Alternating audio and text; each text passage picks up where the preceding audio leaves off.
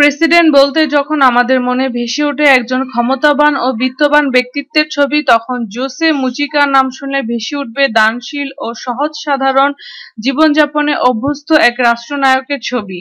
আর উরুগুয়ের সেই বর্তমান প্রেসিডেন্টের নামই হলো জোসে মুজিকা, যাকে বলা হয় পৃথিবীর সবচেয়ে দরিদ্র প্রেসিডেন্ট, যিনি যৌবনে ছিলেন একজন গেরিলা ও সত্যিকারের যোদ্ধা, যাকে রাজনীতিবিদদের আরামায়েশ আর চাকচিক্যময় জীবন কাছে টানে না। তবে বিশ্বের মধ্য আয়ের দেশ হিসেবে পরিচিত উরুগুয়ের রাষ্ট্রপ্রধান হিসেবে তার মাসিক বেতন প্রায় $12,000, কিন্তু বেতনের শতকরা 90 ভাগই তিনি দান করে দেন রাষ্ট্রীয় কোষাগারে এবং নিজের জন্য অবশিষ্ট রাখেন মাত্র $775। এই দানশীলতার কারণেই তাকে বিশ্বের সবচেয়ে দরিদ্র প্রেসিডেন্ট হিসেবে পরিচিতি এনে দিয়েছে।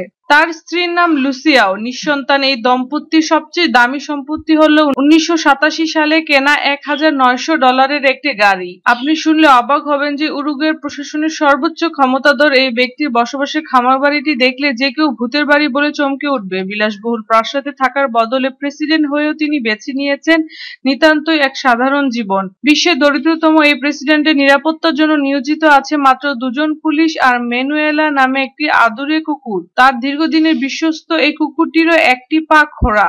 নিজেকে নিয়ে মুজিগার উপলব্ধি, আমাকে সবাই দরিদ্রতম প্রেসিডেন্ট বলে। আমার মনে হয় দরিদ্র তারাই যারা সারাটা জীবন কেবল ভোগপণ্য কেনার অর্থ জোগাড় করতে দাসের মতো খেটে যাচ্ছে। যদি আমাদের ভিডিওটি ভালো লাগে তাহলে অবশ্যই লাইক করার অনুরোধ রইল। ধন্যবাদ।